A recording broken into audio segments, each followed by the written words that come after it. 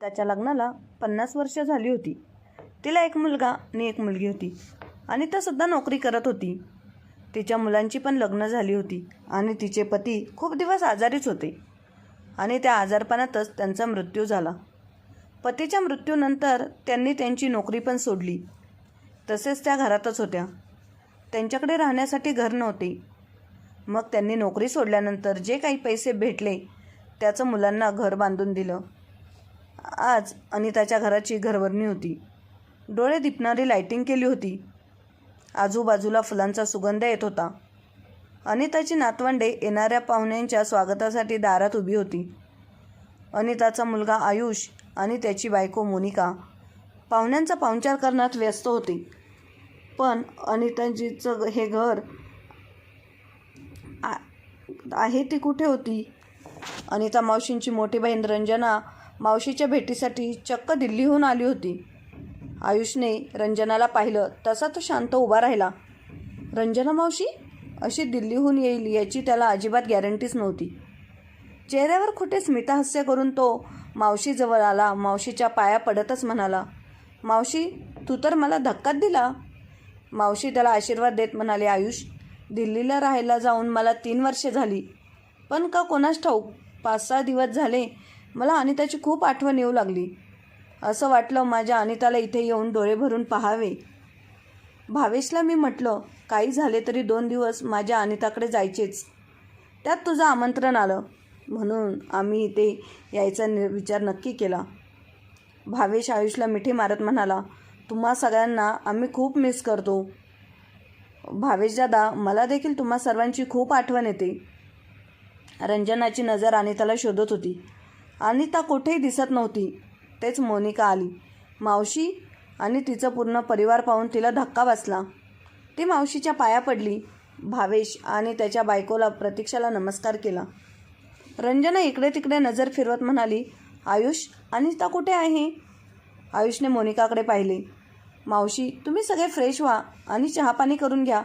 मी तुम्हाला आईच्या खोलीवर घेऊन जाते. अनिता इकडे का नाही आली? ती खोलीमध्ये काय करत आहे? तिची तब्येत बरी नाही का? काळजीच्या स्वरात रंजना म्हणाली. नाही तसं काही नाही. सकाळपासून त्याही माझ्यासोबत धावपळ करत होत्या म्हणून आम्हीच दोघांनी त्यांना खोलीमध्ये आराम करायला पाठवले. बरं ठीक आहे, चल मला तिच्याजवळ घेऊन चल. मावशी एक महत्त्वाचं काम आहे, मी लगेच येतो असे बोलत आयुष घाईगडबडीत वरील खोलीच्या दिशेने गेला. मावशी चला आईच्या रूमवर जाऊया. मोनिका, मावशी, भावेश, प्रतीक्षा सगळेजण अनिताच्या खोलीमध्ये गेले. अनिता देवाघरी गेलेल्या नवऱ्याच्या फोटोकडे पाहून रडत होती. कित्येक वर्षाने आपल्या लहान बहिणीला पाहून रंजना प्रचंड खुश झाली. थरथरत्या आवाजात तिने अनिताला आवाज दिला. अनिता. आपल्या मोठ्या बहिणीचा आवाज ऐकून अनिता लगेच मागे वळाली. क्षणातच आणि तिचे डोळे भरून आल्याने कंठ दाटून आला. ताई. रंजना पुढे सरसावली. आई आपल्या लहान बाळाला जशी मिठी मारते अगदी तशीच रंजनाने अनिताला मिठीत घेतले. रंजना अनिताची पप्पी घेऊ लागली. डोक्यावरून हात फिरवू लागले. दोघींचा अश्रूंचा बांध फुटला. ते दृश्य पाहून भावेश आणि प्रतीक्षाच्या डोळ्यात पाणी आले. बाळा अनिता कशी आहेस ग? अनिताचे डोळे पुसत रंजनाने विचारले. ताई मी बरी आहे, तू कशी आहे? अनिता आणि रंजनाने मोनिकाकडे प्रश्नार्थक नजरेने पाहिले. अनिता असे थांबून थांबून बोबडे बोलत आहे हे बघून तिला वाईट वाटले. रंजना अनिताच्या डोक्यावर हात फिरवत म्हणाली, तुला काय झाले? व्यवस्थित बोलता येत नाही? अशी का बोलत आहेस?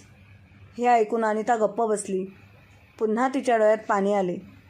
रंजनाने तिच्या डोळ्यातील पाणी पुसले आणि म्हणाली, बरं असू दे, बस इथे आपण गप्पा मारूया. लगेच आयुष आला आणि म्हणाला, मावशी तुम्ही सगळे लांबचा प्रवास करून आला आहात तर थोडं फ्रेश व्हा. आत्ता पाहुणे गेल्यावर आपल्याला भरपूर वेळ आहे, आपण निवांत गप्पा मारूया. त्याने अनिताकडे पाहिले आणि म्हणाला, बरोबर ना आई? अनिताने फक्त मान हलवली. रंजना, भावेश, प्रतीक्षा सर्वजण प्रवास करून थकले होते. तिघे फ्रेश होण्यासाठी गेले. इकडे अनिताच्या डोळ्यातून फक्त आणि फक्त अश्रू बाहेर येत होते. तिला प्रचंड भरून आले होते. अनिताला बघून तिच्या जीवात जीव आला. तिच्या तोंडातून काही शब्द फुटत नव्हते, पण आज कितीतरी वर्षांनी रंजना भेटायला आल्यामुळे ती मनोमन सुखावली होती. सर्व पाहुणे गेले होते. आता त्यांना निवांत वेळ भेटला होता. रंजना डोळे भरून अनिताला पाहत होती. सतत तिच्या डोक्यावरून हात फिरवत होती. आयुष इकडच्या तिकडच्या गप्पा मारत होता. आयुष बोलू लागला, मावशी तुम्ही सगळे आलात, मला खूपच छान वाटलं. किती वर्षानंतर मी तुम्हाला बघतो आहे. अनिता फक्त बोलणं ऐकत होती. भावेश बोलू लागला, हो आयुष, आम्हाला इकडे कधी येतो असं झालं होतं. लॉकडाऊनमध्ये काका गेले आणि आम्हाला तेव्हा यायला जमलं नाही. खूप वाईट वाटलं. असं अचानक काकांचं जाणं फारच वाईट वाटतं. आईसुद्धा प्रचंड रडली. अनिता मावशीची तिला सतत आठवण येत होती, पण काय करणार, आम्हाला यायला जमलं नाही. यावर्षी मात्र आई माझ्या पाठीस लागली. काहीही झालं तरी अनिता मावशीच्या घरीच्या वास्तुशांतीला जायचं हे तिने बजावून सांगितलं. त्यानिमित्ताने मावशीची भेट होईल आणि तुम्हा सर्वांची भेट होईल. मी देखील रजा काढली आणि आलो. आयुषचे वडील म्हणजेच अनिताचे पती राजेंद्र कोरोनामध्ये गेले. राजेंद्रच्या आठवणीने अनिताचे डोळे भरून आले. तिने पदर डोळ्याला लावला. रंजना तिच्या बाजूलाच होती. तिने तिच्या खांद्यावर हात ठेवला आणि तिचे सांत्वन करू लागली. अनिता, रडू नकोस. जे झालं ते खरंच वाईट झालं. असे व्हायला नको होते. पण आता तू स्वतःला सावर. गरिबीतून आपण वर आलो. इतकं सारं वैभव तू आणि राजेंद्रने निर्माण केलं. अनिता फक्त रडत होती आणि त्यात बहिणीचा सहवास लाभल्यामुळे आज तर हुंदके थांबत नव्हते. रंजनाने अनिताचा हातात हात घेतला आणि म्हणाली, अनिता सावर स्वतःला. तिने स्वतःच्या पदराने अनिताचे डोळे पुसले. कसंबसं अनिताने स्वतःला सावरलं. मावशी पुढे बोलू लागली, आयुष खूपच छान घर आहे. आज डोळ्यांचे पारणे फिटले बघ. आयुष आणि मोनिका एकमेकांकडे फक्त पाहत होते. प्रतीक्षा, तुला सांगते, आधीचे दिवस आम्ही खूपच गरिबीत काढले बघ. कधी कधी जेवायला 2 घास नसायचे. आई वडिलांकडे गरिबी आणि नवऱ्याकडेही गरिबी. आणि आता सोन्याचे दिवस आले तर आमच्या दोघींच्याही नवऱ्याने साथ सोडली. एक ना एक दिवस सर्वांना जायचे आहे. मी तर हे सारे वैभव डोळ्यात साठवून जाणार आहे. आता मात्र डोळे मिटले तरी काही हरकत नाही बघ. भावेश जरा रागातच म्हणाला, आई तू हे काय बोलत आहेस? डोळे मिटले म्हणजे काय? आम्हाला तू हवी आहेस. पुन्हा अजिबात असं बोलू नकोस. भावेशच्या बोलण्याला दुजोरा देत प्रतीक्षा म्हणाली, हो ना आई, तुम्ही ना खरंच काहीही बोलता. कशाला असं वाईट विचार करता? तुम्हाला काही होणार नाही. 100 वर्ष तुम्हाला पार करायचे आहेत आणि तुमची 100वी आपण थाटामाटात साजरी करायची आहे बरं का.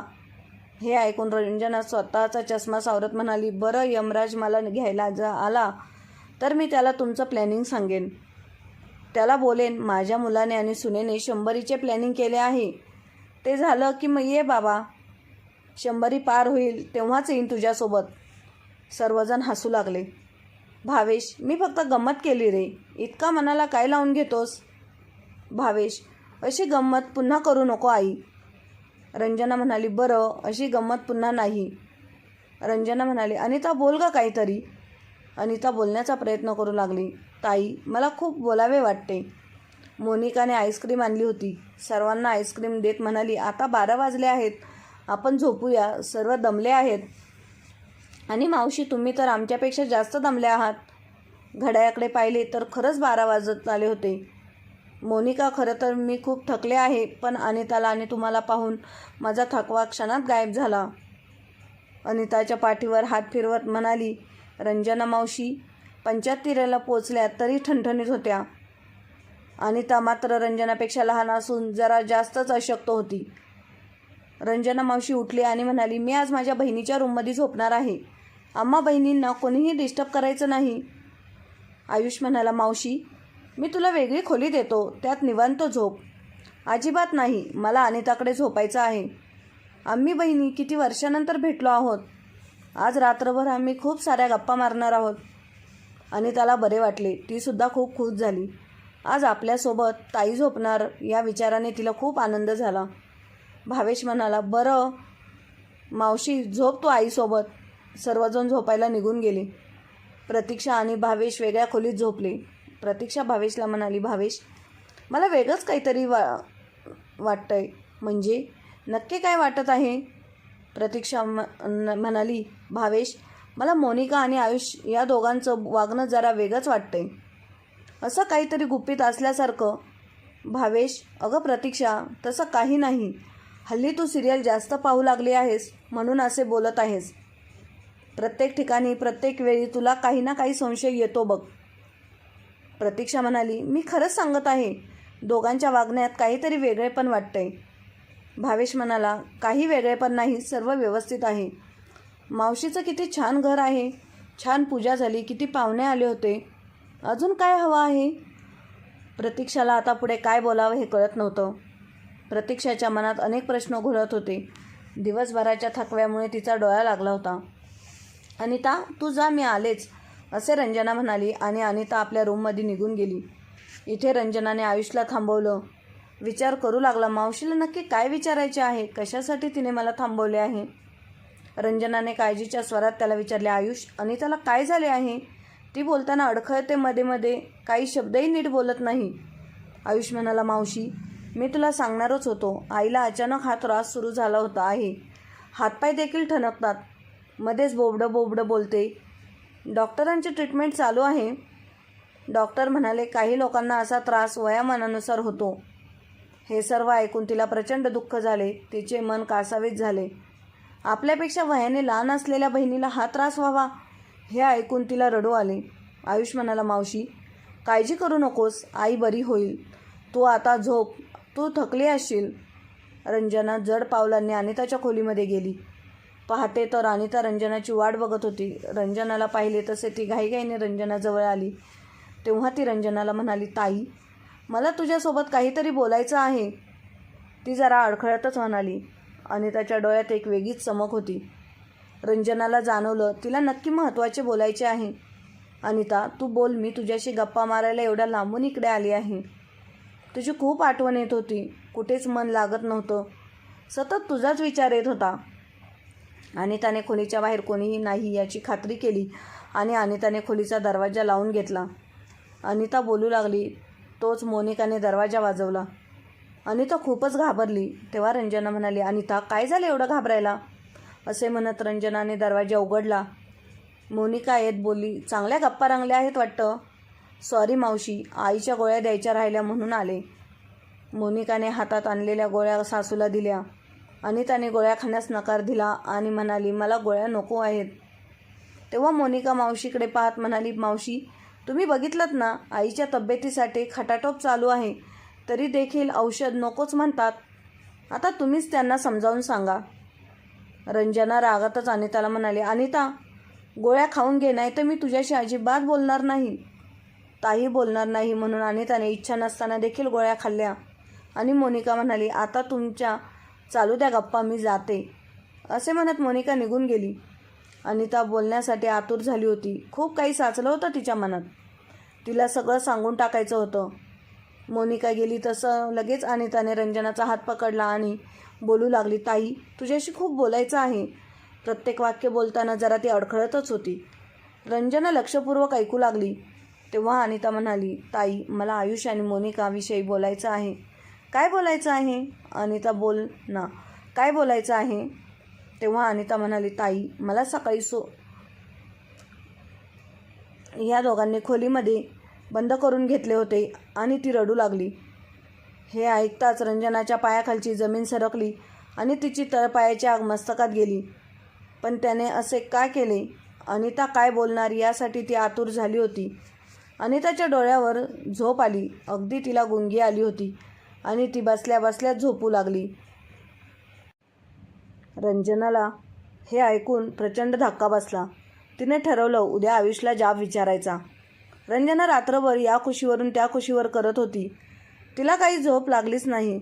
मनात सतत विचार येत होते, का असे केले आयुषने? सकाळ झाली. कोणीतरी दरवाजा वाजवला. रंजनाला वाटलं मोनिका आणि आयुष असेल. ती पटकन उठली आणि जरा नाराजीतच दरवाजा उघडला. रंजनाच्या कपाळावर आठ्या पडल्या होत्या.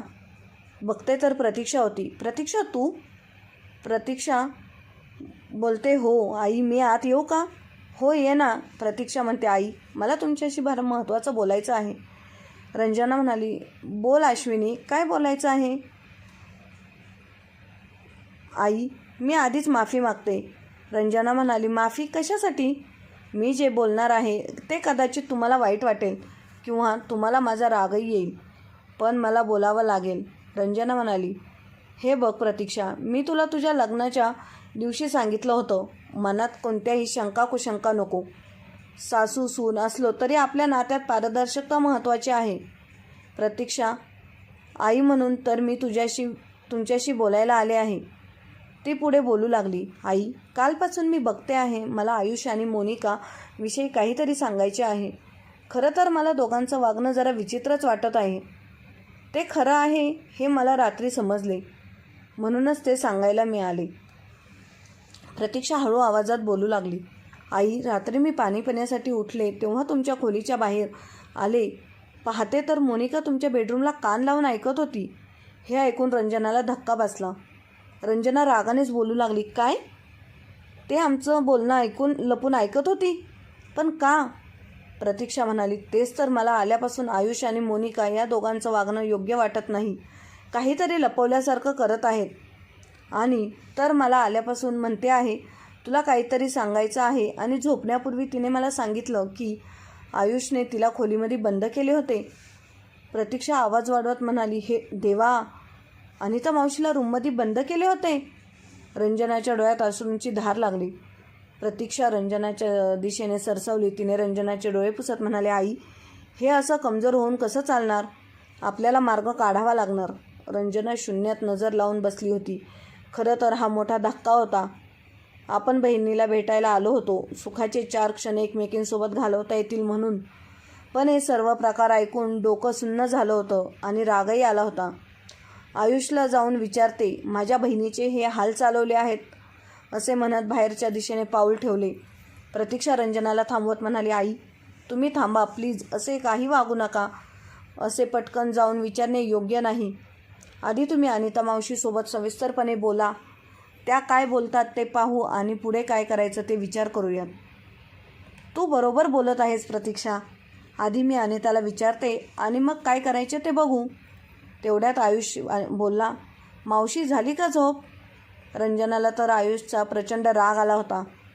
त्याच्याशी बोलण्याची तिला इच्छासुद्धा नव्हती, तरी पण आता उगाच बोलायचं म्हणून ती रागाने म्हणाली, हो झाली झोप, आई अजून झोपली आहे.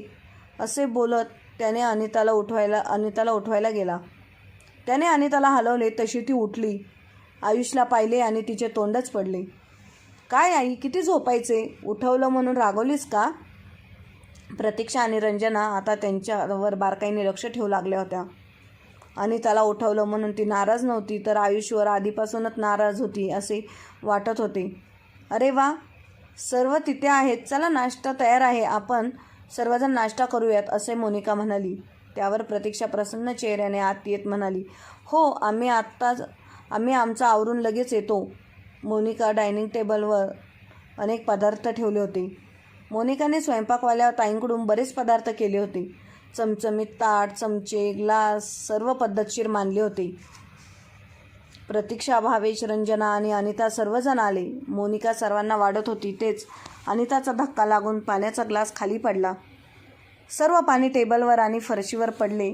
मोनिकाला प्रचंड राग आला. ती रागाने म्हणाली, 1000 वेळा सांगितलं आहे तुम्हाला पाण्याचा ग्लास लांब ठेवत जा म्हणून. तेच ती भानावर आली. सर्वजण आपल्याकडे पाहत आहेत हे लक्षात येताच तिने सूर बदलला. खरं तर ती अनितालाच चिडून बोलत होती, पण स्वयंपाकीन बाईला आवाज देत म्हणाली, 1000 वेळा सांगितले आहे तुम्हाला पाण्याचा ग्लास दूर ठेवत जा म्हणून, पण तरी तुम्ही ऐकत नाही. तुम्हाला माहीत आहे ना, आईच्या हाताचा धक्का लागून हातातून वस्तू पडतात. हा प्रसंग पाहून सर्वांनाच मावशीसाठी वाईट वाटले. नाश्ता झाला. सगळे गप्पा मारत बसले होते. मोनिका आणि आयुषला आवाज दिला. आयुष गेला. इथे रंजनाने अनिताकडे विषय काढला. रंजना, रात्री तू काय सांगत होतीस? आयुषने तुला खोलीत बंद केले म्हणून. हे ऐकून आणि अनिताच्या डोळ्यातून बरोबर अश्रू वाहू लागले. अनिता म्हणाली, ताई मी माझे दुःख कधीच तुला सांगितले नाही, कारण तुला वाईट वाटेल, पण आता मात्र मला सहन होत नाही. वयोमानानुसार मला त्रास सुरू झाला आहे. माझे शरीर मला साथ देत नाही. हातपाय तर थरथरतात. माझ्या पत्नीनंतर सर्वात जवळ कोणी होतं तर माझा मुलगा आयुष. पण त्याला आता मी नको आहे. त्याला मी जड झाले आहे. तो मला म्हणाला आहे तो माझ्याकडे लक्ष देऊ शकत नाही. काय असं म्हणाला तो? ताई, तो असंच म्हणाला. अनिता पुढे बोलू लागली. मी मान्य केले, त्याला माझ्यासाठी वेळ नाही. पण त्याचे वागणे पहिल्यासारखे राहिले नाही. माझ्याशी नेहमी रागाने बोलतो, नेहमी उलट बोलतो. माणसांसमोर चांगला वागतो आणि पाठीमागे रागराग करतो. मी नेहमीच त्याचा चांगला विचार केला. त्याच्या सुखात माझे सुख शोधले. मोनिकाला नोकरीला जाता यावे म्हणून मी राजीनामा दिला. पण आयुष्यभर फक्त त्यांच्या आणि त्यांच्या संसाराच्या सुखासाठी झटले. पण मला त्या बदल्यात अशी वागणूक मिळेल असे कधीच वाटले नव्हते. आणि अनिता रडू लागली. कानात कोणीतरी गरम तेल ओतत आहे असेच काहीसे रंजनाला आज झाले. प्रतीक्षा आणि भावेश दोघेही सर्व ऐकून शॉक झाले होते. अनिता पुढे बोलू लागली. त्या दिवशी घरभरणी होती. मी फार खुश होते. सर्व पाहुण्यांनी घर भरलं होतं. आयुषच्या कंपनीतले देखील लोक आले होते. तसेच त्याचे साहेब देखील आले होते. मी प्रसाद वाटत होते. प्रसाद देताना साहेबांच्या शर्टावर प्रसाद सांडला हे आयुषने पाहिले. तेव्हा त्याला प्रचंड माझा राग आला. त्याने मला उठवून बाजूला बसवले. मी काही मुद्दाम केले नव्हते.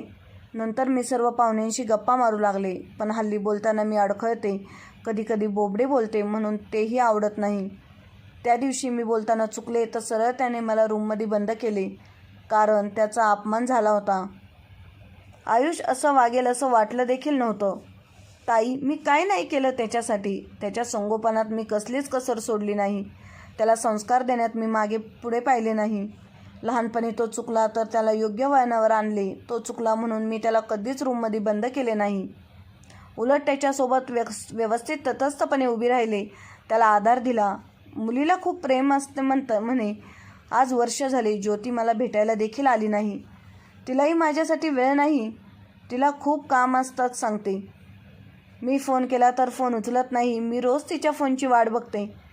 ताई, मला आयुष ज्योतीच्या वागण्याचा प्रचंड राग आला आहे. या संपत्तीचा काय उपयोग? पोटची मुलं जर अशी वागत असतील तर म्हाताऱ्या आईवडिलांनी जायचे कुठे? ताई, मी खूप प्रामाणिकपणाने जगले. आयुषच्या वडिलांनी मला कधीच दुखावले नाही. पण आयुष आणि ज्योती दोघेही असे वागले. असं वाटतं मी निपुत्रिक राहिले असते तर बरं झालं असतं. काय करायचं असे? आई पण जिथे फक्त भेटायला केली जाते. आपलीच पोरं आपल्याला वाळीत टाकतात. परकं असल्याची वागणूक दिली जाते. आपण आपल्याच मुलांसाठी ओझं होऊन जातो. ताई, मला या वयात काय हवं आहे? फक्त प्रेमाचे 2 शब्द. पण ताई, हे देखील मिळत नाहीत मला इथे. रोज नव्याने मरत आहे. असं जगण्यापेक्षा एकदाचं मरण आलं तर बरं होईल. अनिता, असं अभद्र बोलू नकोस. तुझी ताई अजून जिवंत आहे. थांब, त्याला चांगलाच धडा शिकवते. रंजना अनिताच्या तोंडावर हात ठेवत म्हणाली. इतका वेळ शांतपणे सर्वांचे बोलणे ऐकणारी स्वयंपाकीन ताई आली आणि म्हणाली. रंजना मावशी, अनिता मावशी 100% खरं बोलत आहे. आयुष दादा आणि मोनिका ताई फार वाईट वागणूक देतात. मला खूप वाईट वाटतं. पण मी काही म्हणाले तर म्हणतात तू तुझं काम कर. आमच्या घरात काय चाललं आहे त्याच्याशी तुझा संबंध नाही. नाही तर तुला कामावरून काढून टाकणार. मी काल आयुषदादांचं बोलणं पण ऐकलं. ते अनिता मावशीला ते वृद्धाश्रमात पाठवणार आहेत. तुम्ही खरंच मावशीला इथून घेऊन जा, नाही तर त्यांचे खूप हाल होतील. हे ऐकून सर्वांच्या पायाखालची जमीनच सरकली. आयुष आणि मोनिका आले. रंजना म्हणाली, आयुष, काही दिवसांकरिता मी अनिताला माझ्यासोबत घेऊन जाते. तिला थोडं बरं वाटेल. उद्याच आम्ही निघतो. रंजनाच्या बोलण्यात ते गूढ होते. प्रतीक्षा आणि भावेशला ते समजले. आयुषने आणि मोनिकाने नकार दिला. नंतर मात्र दोघेही तयार झाले. असे आयुषला माहीत होतं. आई काय झालं तरी घरातलं काय चालू आहे हे मावशीला कळू देणार नाही. आईच्या ह्याच वृत्तीचा जणू त्याने गैरफायदा घेतला होता. आई घरातील इज्जत घरातच ठेवत आली आहे म्हणून तो आईचा पावले अपमान करत होता. आणि ते बघून मोनिकाही तशीच वागत होती. दुसऱ्या दिवशी अनिता, रंजना सगळेच निघाले. अनिताने स्वतः घर भरलेल्या डोळ्यांनी पाहिलं. असंख्य आठवणी सोबत घेऊन ती गाडीत बसली. आयुष आणि मोनिकाला अजिबात पाहिले नाही. मोनिका आणि आयुषने सुटकेचा श्वास सोडला. आता काही दिवस तरी अनिताच्या जबाबदारीतून मुक्त झाले होते. जशी गाडी नजरेआड झाली तशी मोनिकाने आयुषला म्हणाली, आईला वृद्धाश्रमात पाठवायचे आहे. तेथील साहेबांना सांग, त्या दिल्लीहून आल्यावर येतील. आयुषने लगेच फोन लावून सांगितले. अनिताला घेऊन खरं तर दिल्लीला न जाता तो तिच्या गावच्या घरी गेला. काहीतरी महत्त्वाचे काम करायचे होते. त्या कामात भावेश आणि प्रतीक्षा मदत करणार होते. 15 दिवस झाले. आयुषने मावशीला फोन लावला आणि म्हणाला, मावशी, आईला कधी पाठवते आहे घरी? तेव्हा रंजना मावशी म्हणाली, हो, लवकरच पाठवेन. ठीक आहे, मला जरा काम आहे मावशी, मी नंतर फोन करतो. आयुषने वृद्धाश्रमात फोन लावून आई थोड्याच दिवसात येईल असे सांगितले. अनितावर जीवापाड प्रेम करणारी बहीण असं सहज कसं निघून गेली? तिने राग गेला होता का आणखी काही कारण होते? आयुषचा वाढदिवस होता. त्याच्या अनेक मित्रमैत्रिणींनी शुभेच्छा दिल्या होत्या. तेवढ्यात दरवाजाची बेल वाजली. कुरिअरने पत्र आले होते. अनिताचे पत्र होते. प्रिया आयुष, तुला वाढदिवसाच्या खूप खूप शुभेच्छा. मी दिल्लीला गेलेच नाही. मी ताईसोबत गेली आहे. तुला एक गिफ्ट द्यायचे आहे. मी एक नोटीस पाठवली आहे, तेवढी वाच. श्रीमती अनिता यांचे घर आणि सर्व प्रॉपर्टी वृद्धाश्रमाला दान करण्यात येत आहे. त्याच्या डोळ्यांसमोर अंधारी आली. मी असा निर्णय घेतलेला तुला आवडला नसेलच. तुला काय वाटलं? मी मावशीला काही सांगणार नाही.